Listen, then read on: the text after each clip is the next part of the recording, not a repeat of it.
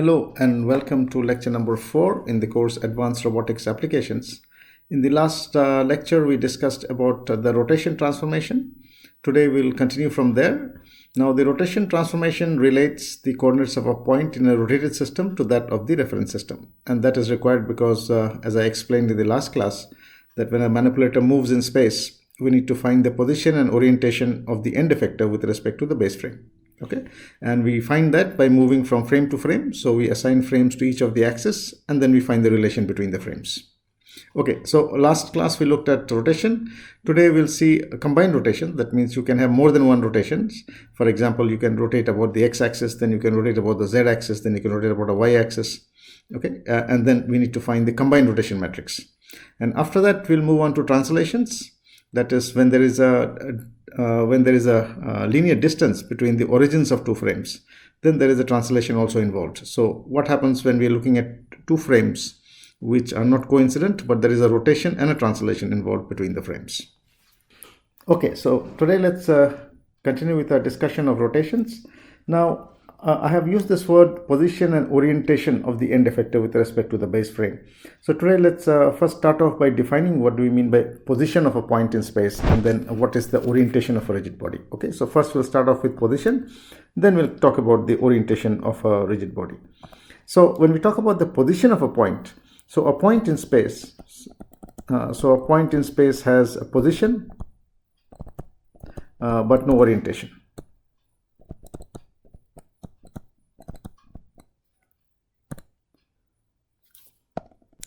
Position but no orientation.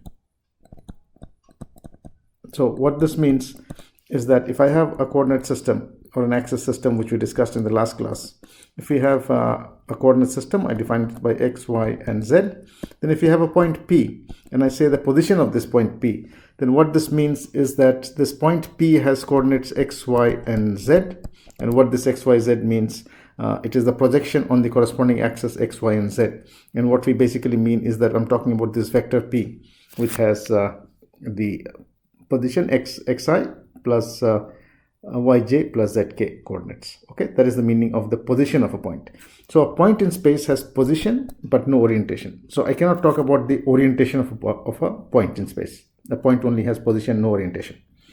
But if you look at a rigid body, so if I have a gripper like this, let me draw a gripper here. So when I'm going to let me draw a gripper here. So this is a gripper. Okay, and now if I say that this point, okay, has a position, this is the position of the point, let's call this P1. Now is that enough to define the position and orientation of this gripper? Well, it is not. You can define the position only by saying the coordinate of this is x dash, y dash, and z dash, for example. But orientation, we need to define what is the orientation of this gripper also. Otherwise, what will happen is if I have another gripper which is on the other side, let's say I have a gripper on this side now. Okay, I have a gripper on this side.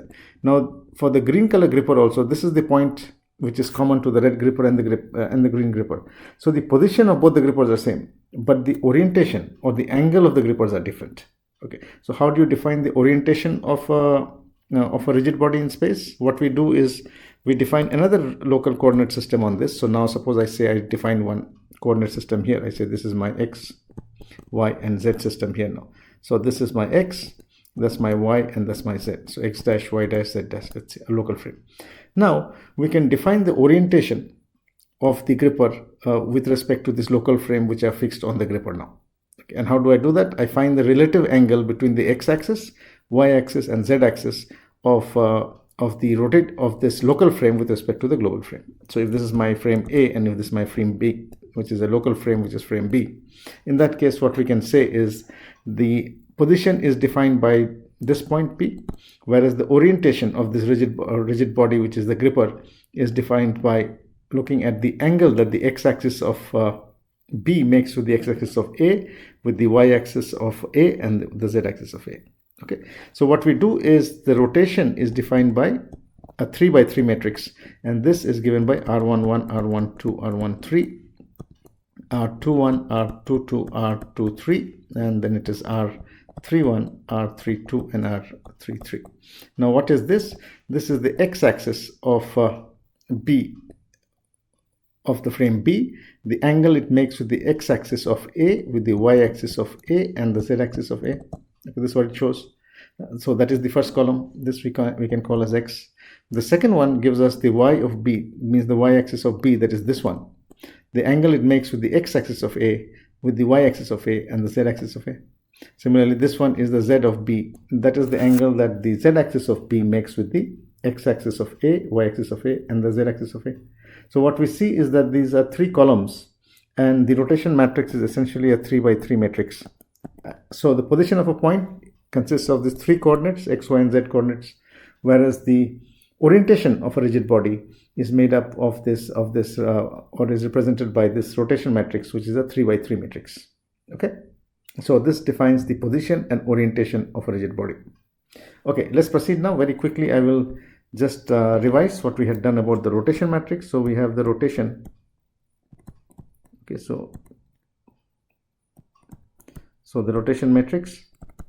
So when we talk about the rotation matrix, then I will revise this very quickly and then proceed. So I have frame A, which is not which is fixed.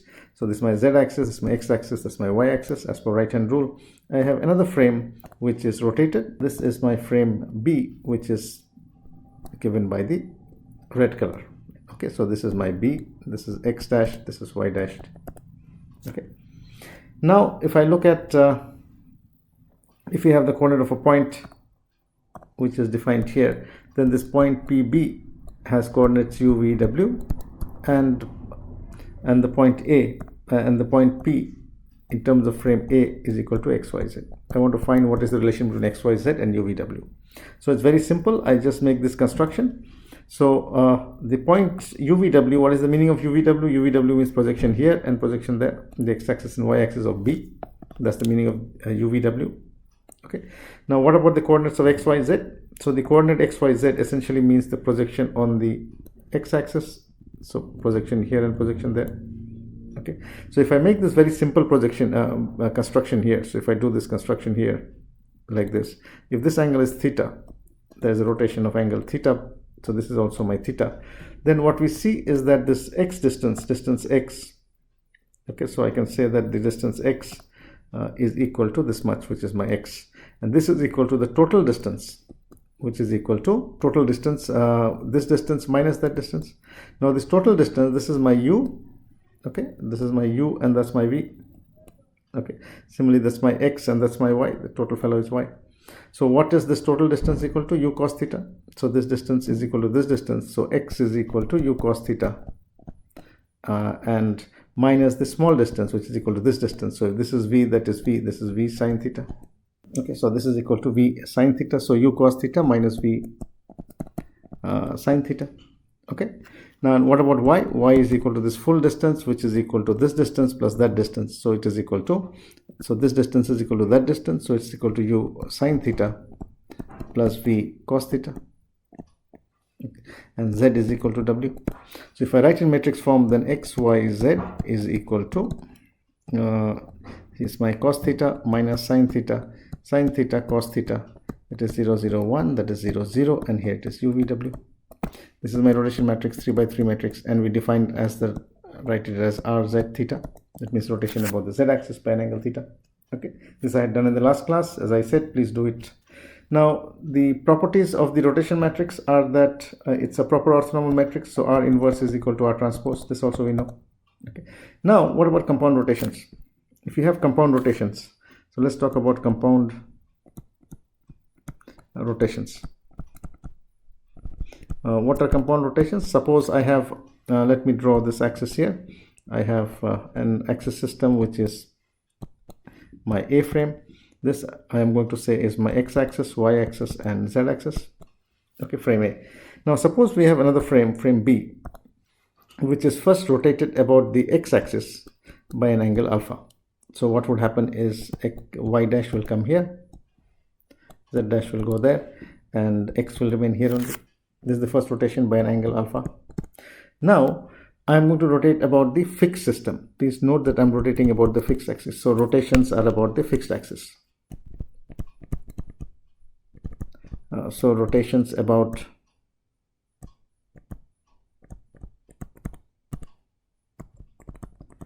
fixed frame, which means that my first rotation was about x.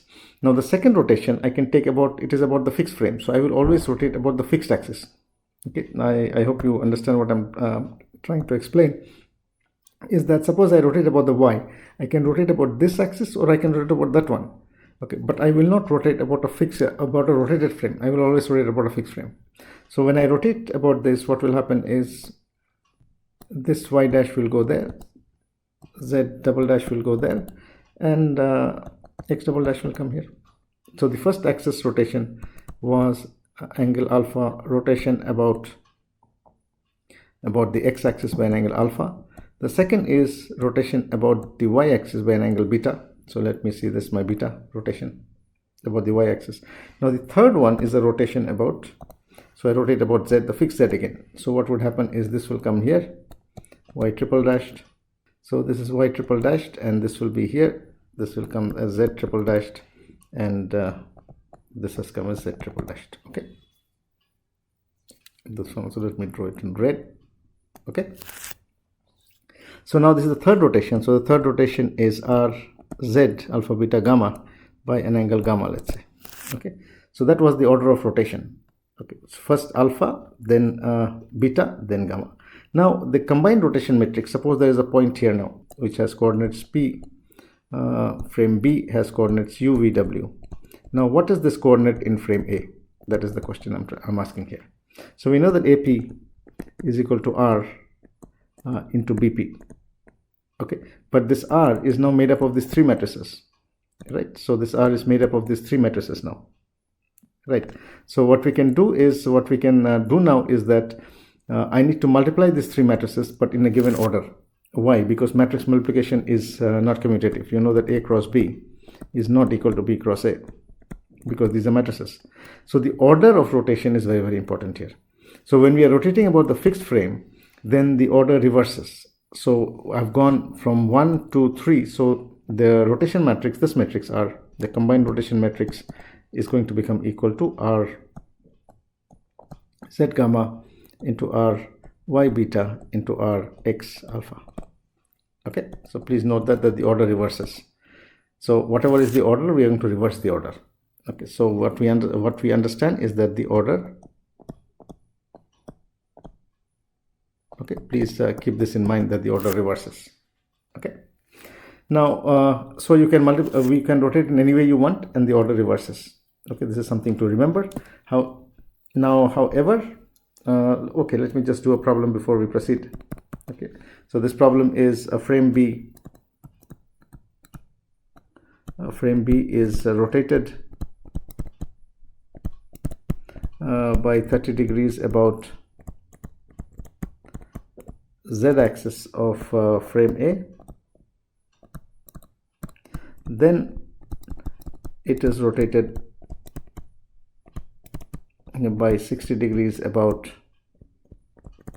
y-axis of frame A. A is the fixed frame. Okay, so first about z-axis, then about y-axis, okay, of the fixed frame. Now if BP is given by 1, 1, 1, find AP. Okay. So we know that there are two rotations. First rotation was about 30 and then it was about 60. So AP is equal to two rotations. The first rotation was 30, so we are going to reverse the order. So it becomes rotation of 60 y cross rotation of 30 z. Okay, so rotation of 30 z into BP. These matrices, you know what they are. Okay, in the last class I had explained what these matrices are. So this matrix is equal to, so AP is equal to the combined matrix cos of y. No, so it is 0, 1, 0, 0, 0. So it is cos 60, sine 60. So this is sine 60, and that is cos 60. Okay, into this matrix is a z rotation. So it is cos 30 minus sine 30, and sine 30 cos 30, 0, 0, 1, 0, 0, and this is multiplied by, it is given as 1, 1, 1. You can multiply it out and that will be your AP. So something to note is that we have reversed the order of multiplication. So we first rotated about the z-axis and then about the y-axis. But when I multiplied this, it was first the y-axis and then the z-axis. This is called rotation about the fixed order system. Now you can also rotate about the rotated system. Okay, that means I have a frame which is here. So this is x, y, and z, and this is my frame A. So I have another frame which is my frame B. Let me say this is my frame B. So first I will rotate about x-axis. So my frame B has gone here. So y dashed has gone there. It's a frame B rotation. Okay. Now, unlike the previous case where we rotated about the fixed frame, I will now rotate about the rotated frame now. So what will happen is, if you can imagine now this is rotating about the rotated frame. So what is happening is this is coming here. Okay, z double dashed. And so what is happening, z, and this one has also moved. So it has become x double dashed. So this is x double dash now. Now the third rotation, what I'm going to do, I'm going to rotate about the rotated system. So I'm going to rotate. So in this case, what has happened, I'm going to rotate about z now, about here. So what would happen is this will go here, y triple dashed, and x will become x triple dash there now. Now if I have a point P which is expressed in frame B having u, v, w, and I have I want to find what is the coordinates in frame A, then also I have AP is equal to R into BP. Okay, so now what I'm saying is that this one is the rotation matrix, combined rotation matrix, but in this case the order will not reverse. So the first one is going to become Rx alpha, R this was y beta, and Rz gamma. This will become my combined rotation matrix. So in the case of the rotated system, the order does not reverse. The order of multiplication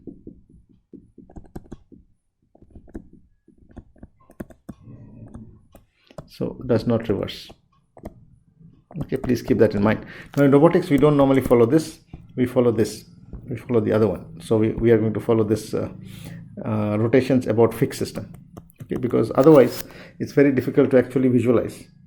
Now if you're sitting, for example, if you want to really understand, then in that case, for example, if you look at a fan, you're sitting in a room and you're looking at the fan. So you're putting a local, now let me explain it like this. Suppose there is a fan, ceiling fan there, and this is a fan which is rotating. Okay, so it's a fan which is rotating, and you're sitting on a chair here. Okay, so you're sitting on the chair and you're looking at the fan.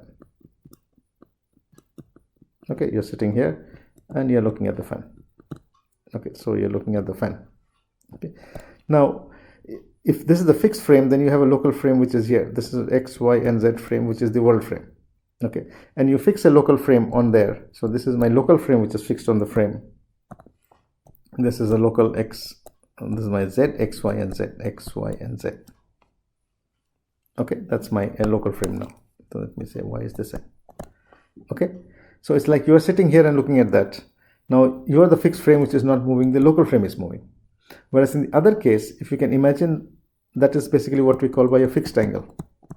Fixed angle, or the fixed frame rotations. Okay, there is a fixed frame rotation. Now, it is very similar to the case of a robot, where this is the fixed base and this is the robot link. Okay, and we are putting a local frame onto the, we are putting a local frame here, x, y, and z, y and z axis, and I'm looking at this frame with respect to the frame here now. This is the base frame and there's the local frame. Okay, so this is called a fixed angle rotation. So this is fixed angle rotation or fixed frame rotations. Now if you look at the reverse of this, in the reverse case, what would happen is you are sitting on the you are sitting here now. In the second case, you are sitting here. You can imagine yourself sitting on the fan and you're looking at the fixed frame now. Okay, this is called a rotated system. Rotated frame rotations. Okay, now this is difficult to visualize. Okay, because you are sitting on the rotated frame now, and you're watching the fixed frame, and you are moving. Okay, so this is not normally followed in robotics because it becomes confusing. Okay, so we are going to follow fixed frame rotations. Please keep that in mind. And in fixed frame rotations, we are always going to rotate with respect to the fixed frame only. Okay, now let's look at translations also. Now suppose we have a frame here. So this X, Y, and Z. Now we have a frame which is rotated and translated. So I have another frame here. This is X, Y, and Z, which is rotated and translated. Okay, so this frame has been rotated and it has been translated. Now suppose I have a point here, which is the point PB, which is on frame, point P is on frame B, and it is this vector. Now I want to know, this is u, v, w. This has coordinates u, v, and w. I want to know what is its coordinates in frame A. That's what I need to know. So now what we do is we make the vector closed loop diagram. Okay, so this is my vector closed loop. Okay, and that is my AP. Okay, now this vector is called APB ORG. Okay, this is my vector AP and that is my vector BP. This is the vector BP. So from vector closed loop, if I look at this figure AP, what I want is AP. AP is equal to APB ORG plus BP. Okay, now this APB ORG means the point is P.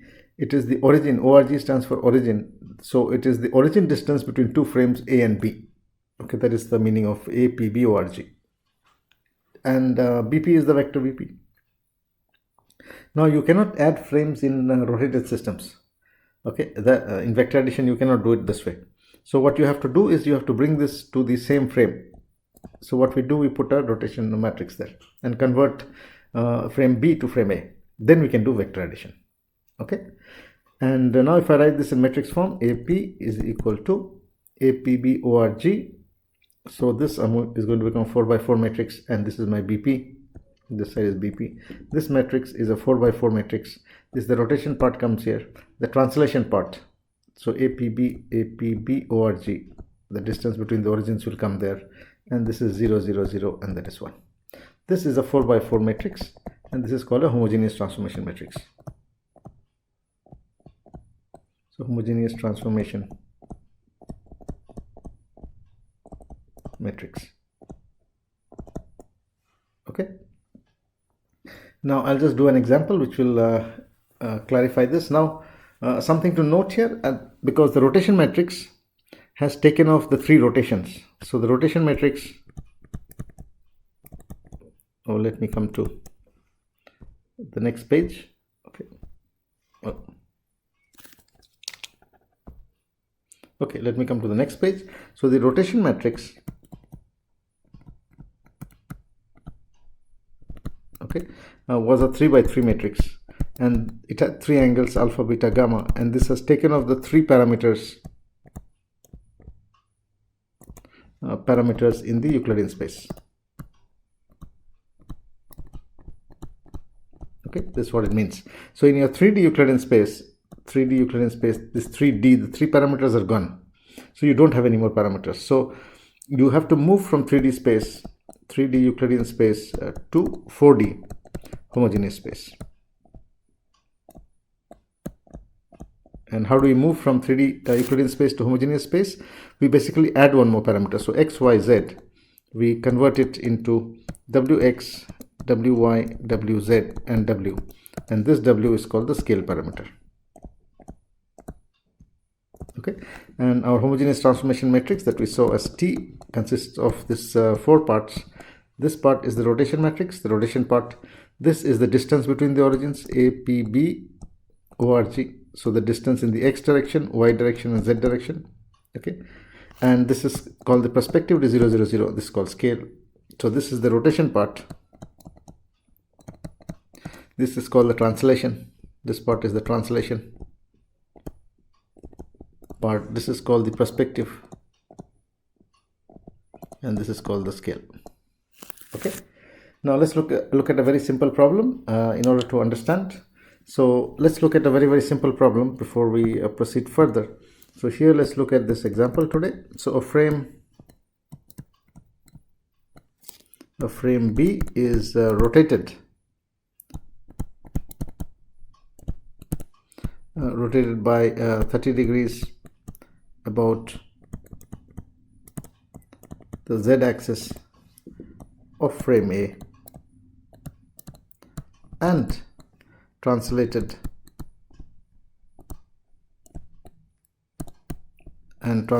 by say 2, 3, 4 units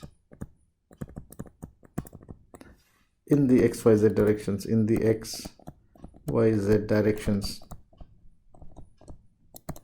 directions of A. Okay, so what this is saying is that there is a frame A which is fixed frame X, Y and Z, and there is another frame which is the frame B, which has been rotated and translated, rotated about the z-axis by, so my z-axis is this side, X, Y and Z has come off that side. So this is a frame B which has been rotated about the z-axis. So that's my X, this is my X, Y and Z axis. So this frame B has been rotated and translated. Now if you're given the coordinate of a point P, let's say P has in coordinate B has coordinates 1, 1, 1, just for example, we are asked to find what is AP. Okay, so there is a point P expressed in frame B which has been rotated and translated, and it has coordinates 1, 1, 1. So find its coordinate in frame A. Now what this means is that we need to find the T matrix or the homogeneous matrix which has 4 parts. We can write it down this way. This is always 0, 0, 0, this is always 1. Now this is the rotation part. So the rotation part, it is a rotation of 30 degrees about z-axis. So it has become cos 30 minus sin 30, 0, 0, 1. It is sin 30 cos 30, 0, 0, 1.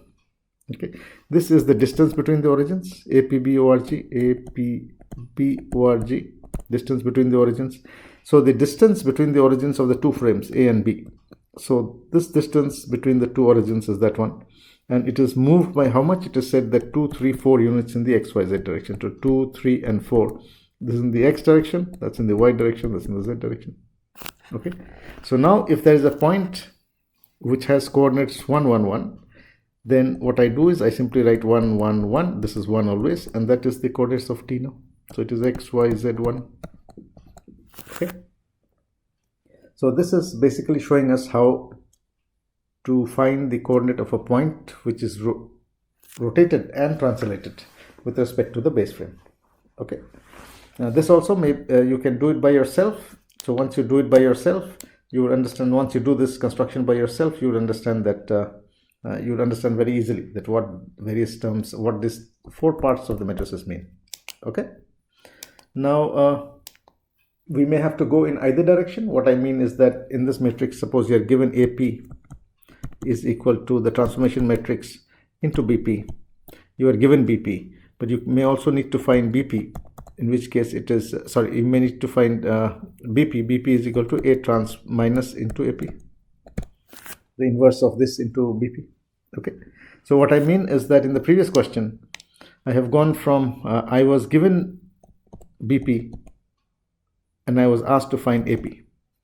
Okay, now it could have been the other way around, that we had been given AP and you find BP now. In that case, you need to find the inverse of this. Now this matrix is not a proper orthonormal matrix. Okay, T is not a proper ortho matrix. Okay, so T is not a proper orthonormal matrix, and hence T transpose is not equal to T inverse. Okay, because it is not a proper orthonormal matrix. But if you look at how we got this T matrix, we can see very easily that it was rotated and then translated. So basically what we need to do is the T inverse matrix will consist of, so T inverse will consist of,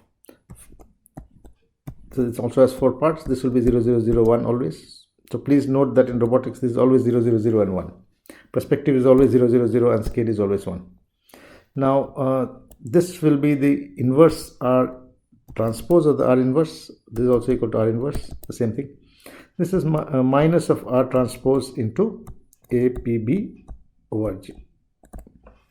Okay, that is the meaning of this 4-part matrix. So T inverse is given this way.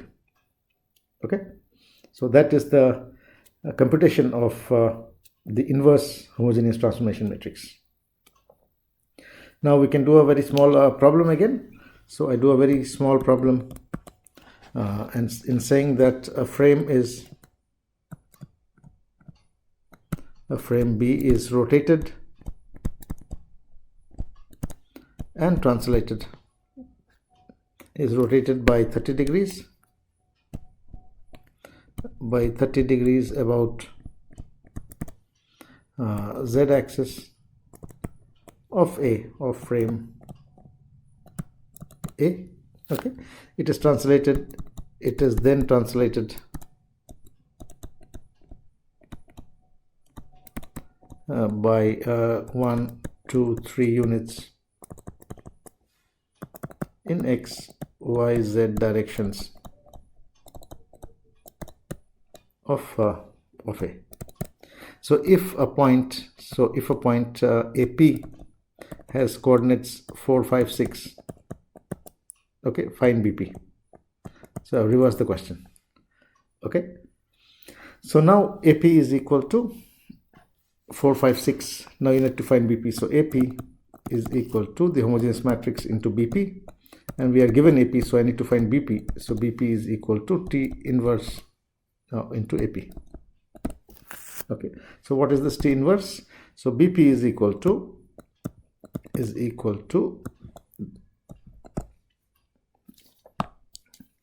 the inverse of this matrix. Now what is the inverse of this matrix? This is 0, 0, 0, that is 1. Now the inverse of this part is the rotation part is the transpose. So it's the rotation about z. So the transpose is going to become cos 30 sin 30 minus sin 30 cos 30, 0, 0, 1, that is 0, 0. Okay, so this part has come from R inverse is equal to R transpose, and R is the rotation z by an angle 30. Okay, now if you look at, now what about this side? So this part is equal to minus of R transpose into APB ORG.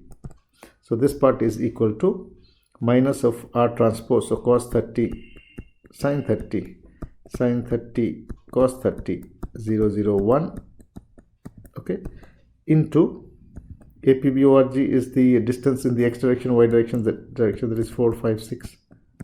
Okay, and there's a minus there, so I can say it is a minus this, minus this, minus this. Okay, so whatever you get, you can multiply this out and this will come here. Okay, so I hope you understand how to find the inverse of the matrix, the homogeneous transformation matrix. Okay, so so far we have looked at the homogeneous transformation matrix, we have looked at the rotation matrix. Now how do we go from frame to frame? So this is the base frame which is not moving. This is the second frame, second, third, fourth, like that we can go till the end effector. So we are going to assign frames, and at each of the joints, let's say I'm going to assign Z0, Z1 here, Z2 here, Z3 and Z4 here, Z4, and let me say Z5 is here, and my x-axis is x0, x1, x2, x3, and x4 is here, that's my x5. Okay, now I need to find the relation between two frames. Now what we do is this T matrices gives the relation between the fourth frame and the fifth frame, or the fifth frame and the fourth frame. This one will give the relation, this T will give the relation between, this will give the relation between the fourth and the third. Okay. Similarly, each of these fellows will have, each of these joints will have a T matrix. And to get the final T matrix, if I want to get the T matrix T0 to T5, the combined relation, what we mean by the position and orientation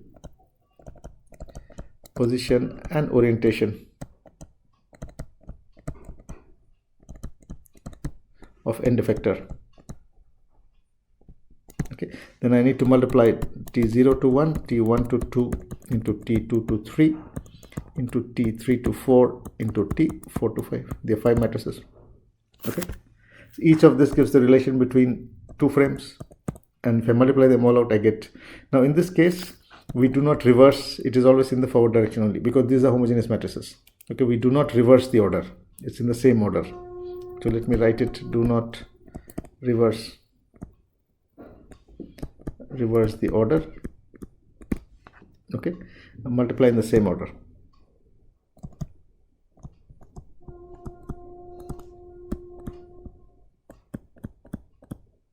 Okay. So this is the objective of this homogeneous transformation matrices. That is, I want to find the position and orientation of the end effector with respect to the base frame. Now, what is the position? Let me go back and just go back to where we derived it. It becomes very clear here. What is the position? The position is this. The position is this distance from here to here. That is the meaning of the word position, this distance here. What is that? That is APBORG, the distance in the x direction, y direction, z direction. Okay, so this is distance in the x direction, y direction, z direction. That's APBORG. So that is the position. What is the orientation? Orientation is this rotation matrix. So you have the position and the orientation of the end effector with respect to the base frame now. Okay, so I hope you can correlate what is the meaning of the word position and orientation of the end effector with respect to the base frame, and this is how we find it. So this matrix will have 4 parts also. Okay, like this will be 0 0 0, that will be 1. This will be the position, this will be the orientation of the end effector with respect to the base frame. Okay, so now I hope you understand how we can find the position and orientation of the end effector with respect to the base frame. And next we need to move on to the assignment of axis. Now the way I have assigned the axis, I just simply assigned it the axis in a particular way. If you have been noting, you will observe that I assigned the axis in a particular way. Now what was that way? The z axis was pointing out of the plane. Okay, if you look at all the z's, they are all pointing outward. Okay, now we can assign axis as per the convention. So there is a standard convention which is followed for assigning axis, which is called the Dana-Witt-Hartenberg parameters.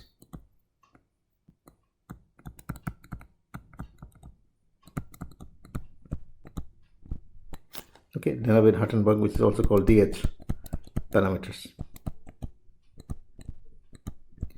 So these are a standard way of finding, and this is a standard way of assigning axis. So this is of assigning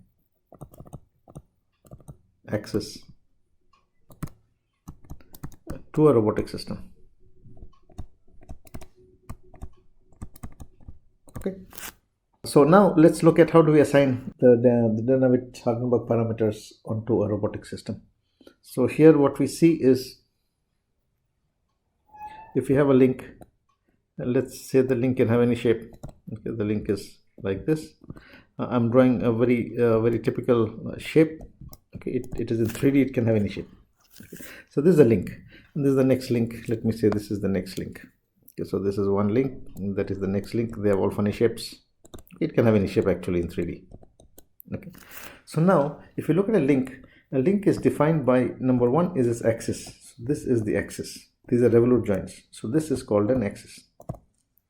So we define the axis, and in a rotation case, this is my axis pointing. The z-axis is the axis of rotation.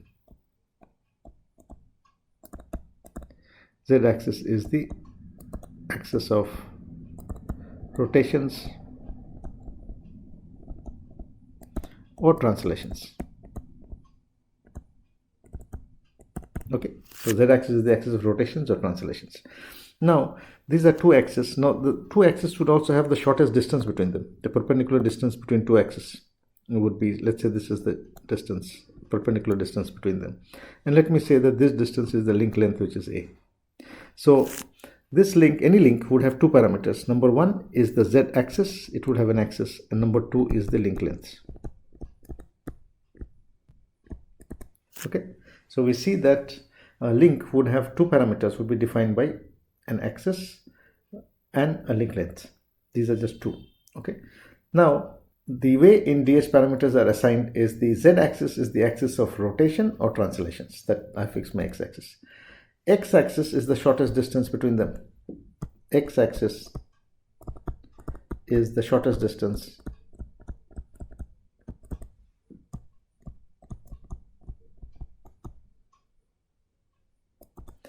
between the z-axis. So in this case, this is my x-axis.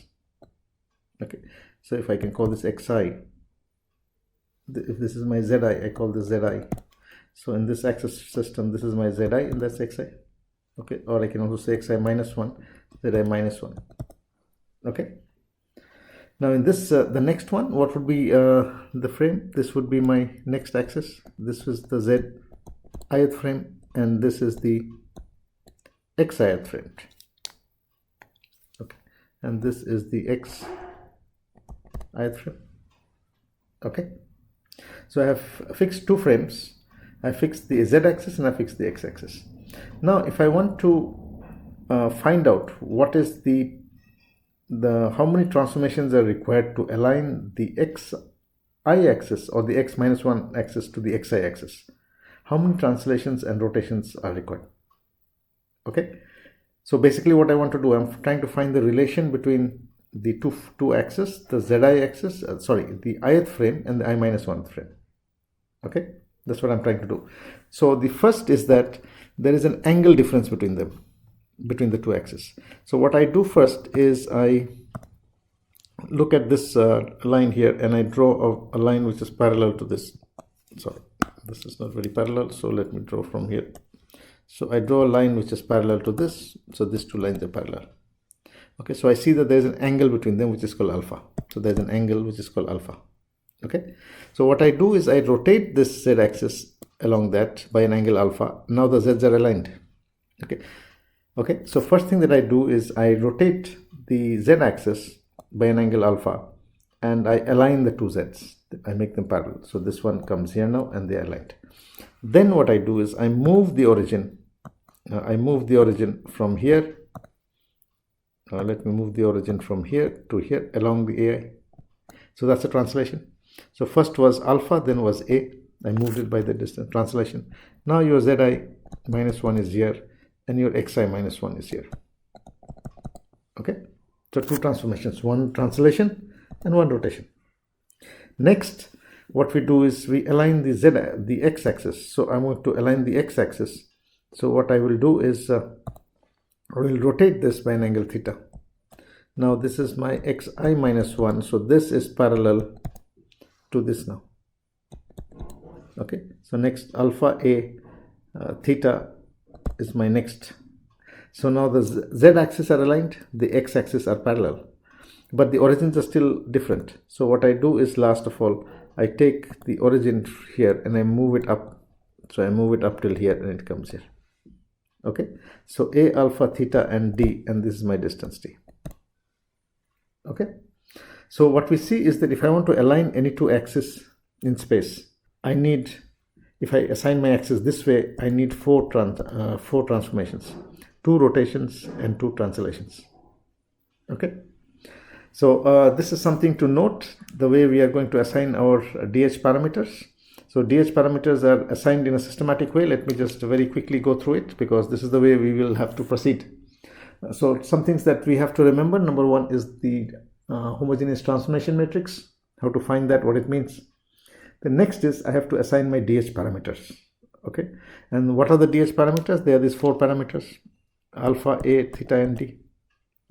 So how do we assign our axis? Let me go through it quickly again. This is any shape, it can be any shape. Okay, so this is one frame, one axis. The next axis, let me say, is this side. And this is the next axis for different color. Okay, now how do we assign our frames? The first thing that we do is to assign the z-axis, axis of rotations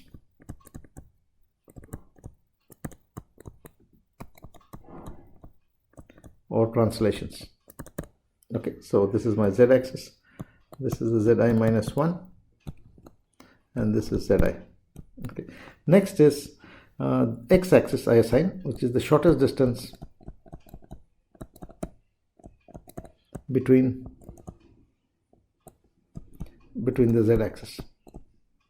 Okay, in the case where they are between the z-axis, in case of revolute joints in R axis system, when they are revolute axis, if the z-axis are intersecting,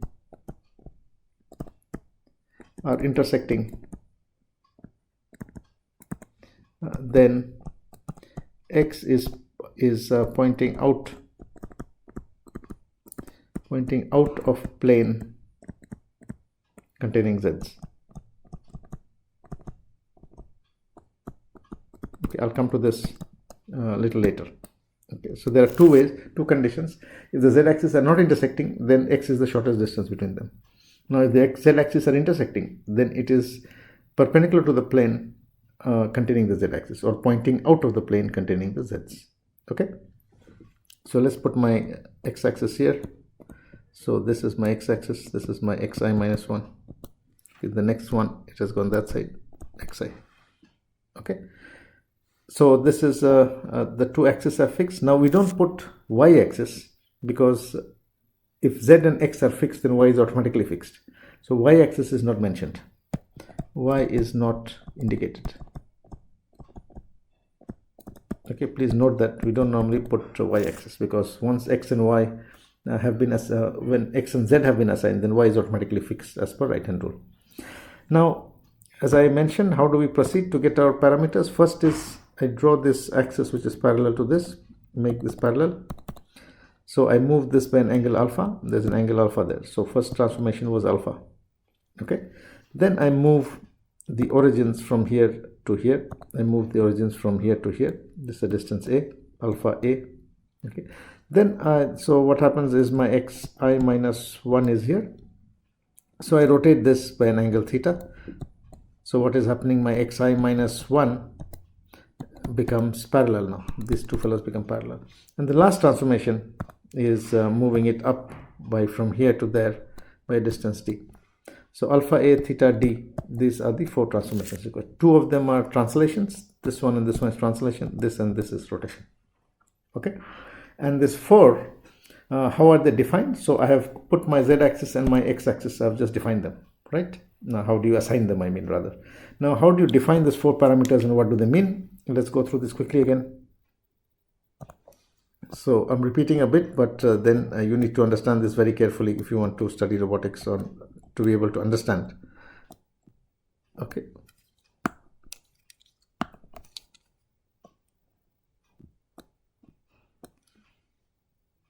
So the next joint is here. Okay, so I put the first thing we put is my z-axis, the z-axis. Okay, so zi minus 1 and this is zi. Okay, then what I do is I put my x-axis as the shortest distance. This is my x-axis, xi minus 1, and the next fellow goes that side, xi. Okay, so that's a. Now the angle between both of them, the angle here is alpha. Okay, that's the angle alpha. And when I move it from here to here, this is the distance which is d. So what is d? D is the distance from here to there, that is d. Okay, so the four parameters, which is called the dh parameters, these are the four parameters. Which are the four parameters? Alpha, a, theta and d. So what is alpha? Alpha is called the link twist. So these have names. So alpha is called the link twist. It's the angle. It is the link twist and is the angle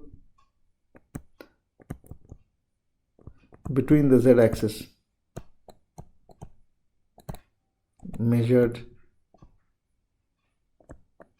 about x-axis. Okay, so alpha is the link twist or the twist, which is the angle between the z-axis measured about the x-axis. What is a? A is the distance or the shortest distance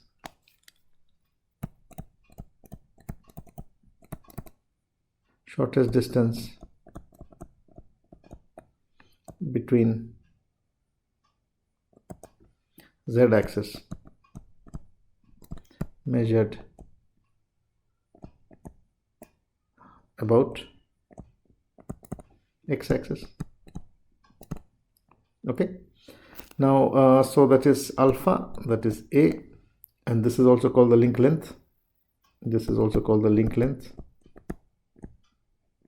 So when we say link length, it basically means link means A. This is twist. Okay. Now, so it is alpha A D. D is the distance between the x-axis measured along so distance between the x-axis measured along the z-axis. Okay, and this is called the distance. This is also called the offset. So when we say offset, we mean d. What is theta? Theta is the angle between the x-axis measured along the z-axis. Okay, and this is called the link angle. So when I say link angle, I mean it is theta. Okay, so there are four link parameters, which is alpha, A, D, and theta. Okay, and these are called the DH parameters. So we have to assign this before we start doing a robotic. Before we can analyze a robotic system in terms of kinematics. So let's look at a very simple example before we proceed. So we have. Now let me draw it a little bigger.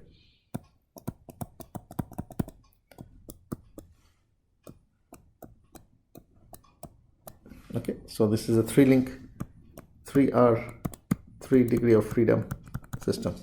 Okay, so we assign our z-axis as the axis of rotation or translation. So the z-axis is going to be pointing outward. So z0 is a fixed one and z1 is fixed onto the link 1. z2 is here. Z3 is here. Okay, so the axis points out of the plane, because you can imagine that this is a revolute system. So in this case, it can rotate on the plane of this only. Okay, now the z-axis is pointing out. Now what is the x-axis? X-axis is the shortest distance. The first one can be anywhere. The second one is here, x1. This is x2 and this is x3. Okay, so now we have seen that x1, x2 and x3. Okay, so we have fixed our axis notations. Z-axis along the axis of rotation. X-axis is the shortest distance between them. And now we can make, if this is my link length L1, this is my link length L2. Okay, and this one, let's say, is link 3. Okay, now we have to write our DH parameter table. Okay, so we have to next write our DH parameter table, which I'm going to do in the next class. So what I would say that please practice. Okay, putting frames, assigning axis. Okay, understand the DH parameter table. The table I'll be coming to in the next class. So today we looked at the rotation matrix. I just revised, and then we looked at the homogeneous transformation matrix, and I showed that how you can find the position and orientation of the end effector with respect to the base frame in terms of the homogeneous matrices. And then we moved on to the DH parameters. Now I showed how to explained how to assign the z-axis and the x-axis, and we also saw that there are 4 DH parameters: A, alpha, D, and theta.